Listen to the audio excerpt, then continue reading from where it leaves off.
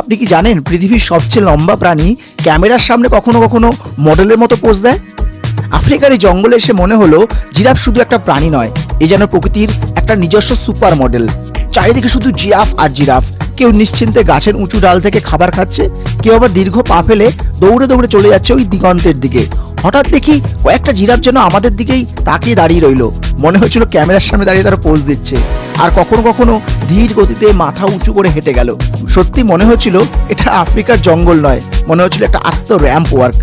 ওদের প্রতিটা পদক্ষেপে ছিল একটু রাজকীয় আত্মবিশ্বাস।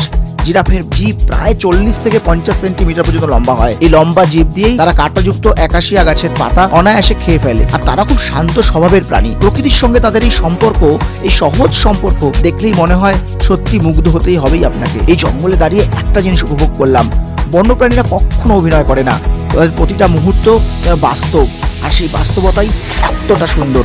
আর জিরাফরা শুধু আমাদের ক্যামেরা ভরিয়ে দেয়নি, ওরা আফ্রিকার প্রতি আমাদের ভালোবাসাটাকে আরো অনেকটা বাড়িয়ে দিল। আজ ক্যামেরা যতটা সৌন্দর্য ধরা পড়েছে, তার থেকেও হাজার বেশি গুণ সুন্দর ছিল আমাদের চোখের সামনে দেখা এই মুহূর্তগুলো। আফ্রিকার এই জঙ্গল বারবার মনে করিয়ে দেয় প্রকৃতি পৃথিবীর সবচেয়ে বড় শিল্পী।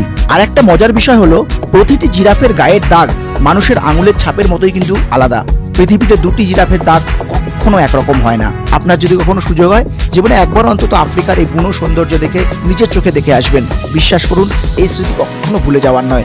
যদি এই ভিডিওটা ভালো লাগে তবে অবশ্যই লাইক করবেন, শেয়ার করবেন, সাবস্ক্রাইব করবেন আর ফলো করে অবশ্যই কাছে থাকবেন। এখনো 10 দিন আমরা এই আফ্রিকায় থাকবো, তো আরো অনেক ভিডিও আসবে, অনেক ভিডিও অলরেডি আপলোড করা আছে। যদি সঙ্গে থাকেন, দেখতে থাকেন, তাহলে অবশ্যই সাপোর্ট পাবো। ধন্যবাদ, নমস্কার, টাটা।